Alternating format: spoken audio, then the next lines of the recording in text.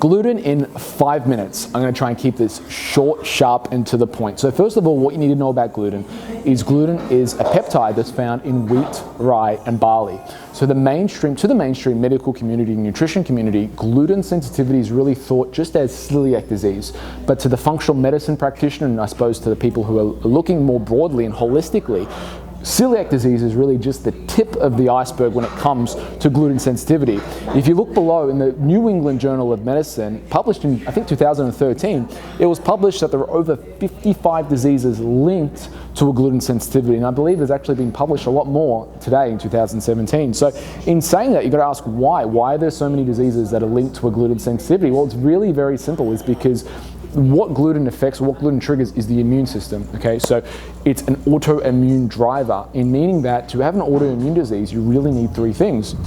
You need the gene, you need the trigger, which aka can be gluten or lifestyle or soil and a whole bunch of different things, and you need leaky gut or intestine permeability. But first, before we get into a whole talk about that, let's start with, I suppose, some fundamentals inside and talk about celiac disease for just a second. Inside your gut, you have your villi, intestines. Inside the intestines, you have your villi, your shags of carpet, in other words. Now, to be diagnosed a celiac in Australia, I think around the world it's pretty standard, you need to have about 95% villi atrophy. So that means that these villi that should be healthy and kind of sticking out from your intestines need to be gone, basically. And you need to be about 95% of the way there, which means that you can go misdiagnosed if, let's say, for example, you're only 65% of the way there or 80% of the way there. So unfortunately, but common, what happens is suspecting celiacs or suspecting people who have a problem with gluten will go to the doctor and say, hey doc, I think I have a problem, and they'll run a gluten panel. They might do a test, and it might, like transglutaminase for example, but it might come back as negative as you were fine to eat gluten. So they'll do another test, and the test is then sometimes, unfortunately, eat a whole loaf of bread or half a loaf of bread for 8 weeks and come back.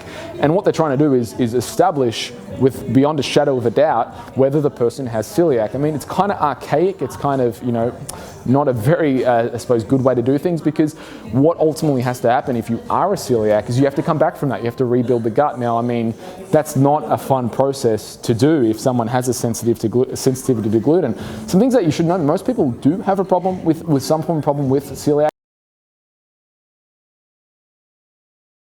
And that's not me being, hypochondriac and whatever, but I have seen personally people do a lot better without gluten in their diet. Now, another thing that we have to consider is the quality of the wheat that we get in.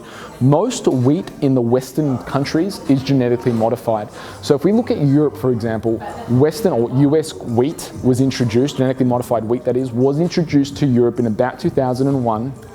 But it was adamantly rejected because consumers saw no consumer benefit. And in actual fact, in Europe, because there's such an eating culture, they found the opposite. They found there was no consumer benefit whatsoever. In actual fact, it was a detriment to them in terms of their cooking. So they wanted it out. They wanted the US grain, genetically modified grain, out of their country, where the European Union actually banned US grain from entering the country. So that's why you'll find that some people who are celiacs in, say, our country in Australia will go over to Europe, eat all the bread, cereals, pastas over in Europe and be completely fine. And the reason for that is because if you look at wheat now, there used to be about a 5% concentration of gluten in wheat. Now it's about a 50% concentration of gluten. So it's a lot more problematic for people today because of the way wheat is constituted today.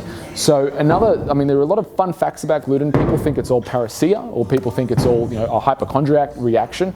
Personally, I don't think it is. I've seen people do a lot better. And also, one other thing that you see is there is a peptide of gluten called gluteomorphine, which is actually a gluten receptor in your brain. This is if you have this one, because these are the kind of people who just can't stop eating wheat once they have a slice of bread.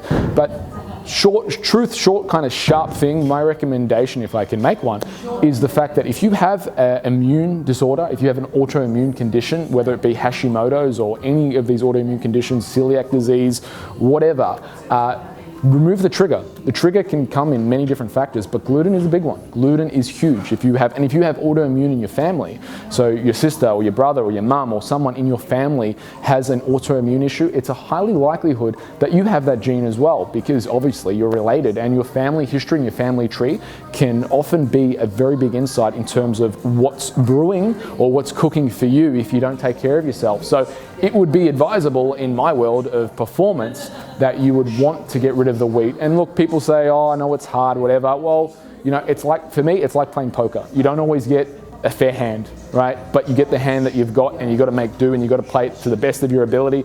And a good poker player can beat someone with a bad hand as long as they play well. And I suppose for me, that's kind of how I like to live my life, metaphorically, is I play the best that I possibly can with what I'm given.